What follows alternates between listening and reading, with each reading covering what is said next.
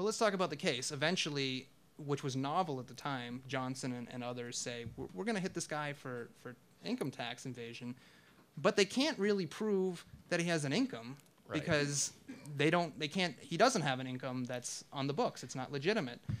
Was the trial, in the end, I mean, the way it comes across in the book is that the trial, they're going to nail him no matter what. It doesn't matter what's said at the trial. Yeah, they're out to get him at this point. Something happens, something turns, and the public mood in some ways turns as well, and they're going to bust him. Yeah, the trial's a bit of a sham. Yeah. And what really happens is the Valentine's Day Massacre. That's kind of the turning point where Capone finally becomes viewed as a public enemy. Well, let's talk the same Valentine's Massacre. Just for it's a number of people. 7 guys in a garage on Clark Street, 2122 North Clark. Near where you live. Very close to where I live, about a mile south of my house. And it's now a little empty field next to a senior citizen home. 7 guys are in the garage one morning, cold morning, February 14th, obviously, which is why they call it the Valentine's Day Massacre. There's the weather. Yeah. You got me. I can't help it. It's like a compulsion.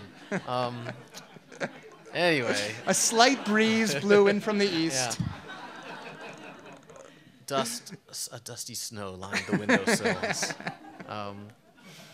Anyway. Okay, so they all get... 7 guys get whacked in the garage. A couple of the murderers are wearing police uniforms. Police can't solve the crime. First they think it's another gang. First they think it's an out-of-town gang. Then they think it's cops. One of the victims survived long enough and said the cops did it. And eventually, the longer it goes unsolved, the more everybody just assumes it was Al Capone, even though Capone wasn't in town and the feds were already breathing down his neck. It made no sense for Capone to do it. But this crime becomes...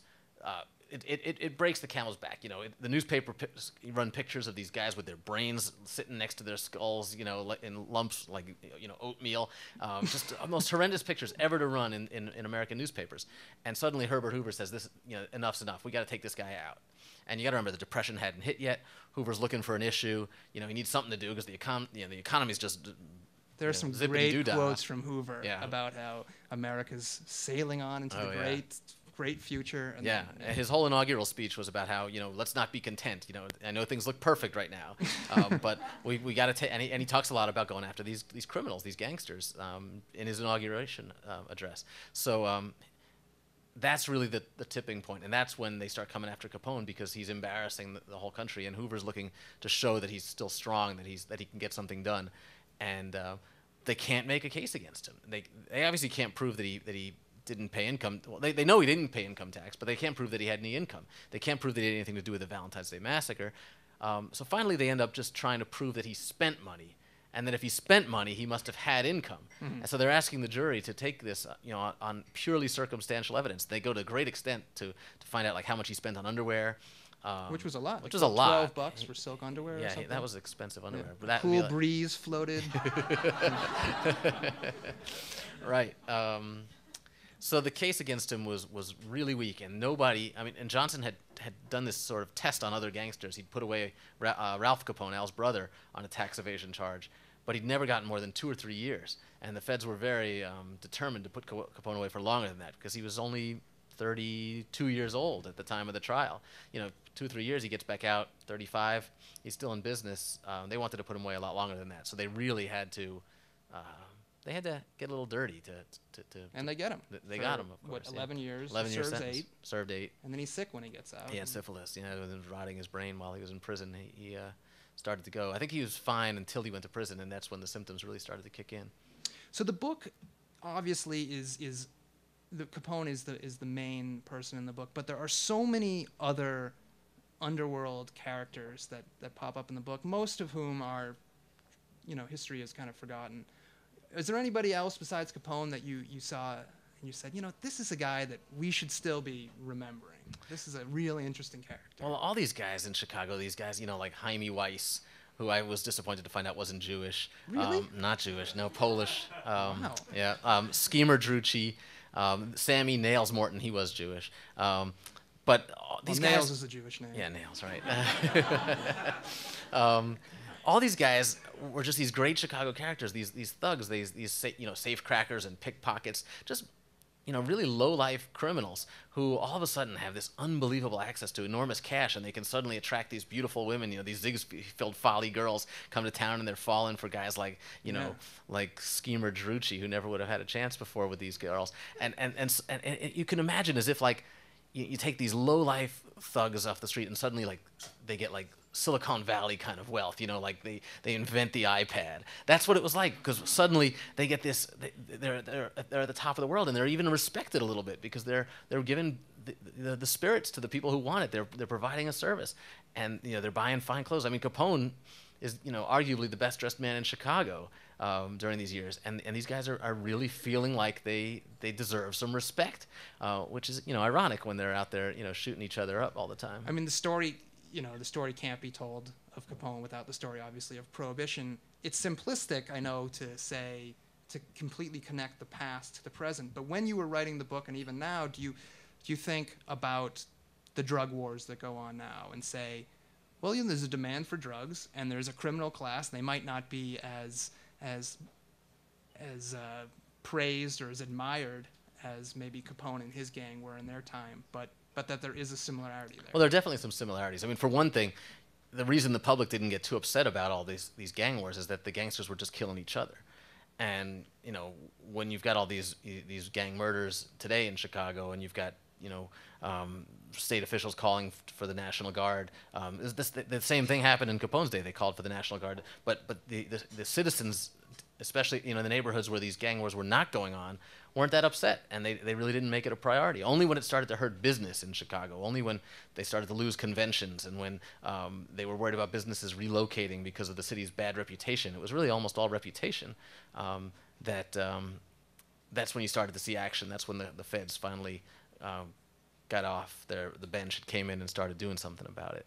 I mean, the other obvious connection is that you go into great and fascinating detail about the corruption, obviously, of the cops, but also in the government.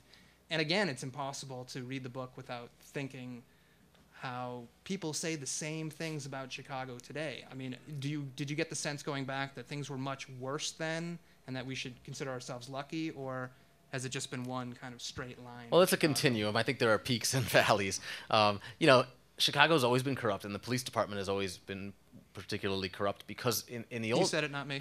It was today it's a lot better than it was then. But from the first days when Chicago was born and when it started to grow, it grew so fast that they just never kept up. The police department was undermanned, and then after the Great Fire, the city grew again, dramatically, and the police just weren't prepared for it. So criminals came here because they knew this was a wide open town, and when Prohibition hit, this was really one of the wettest cities in the country.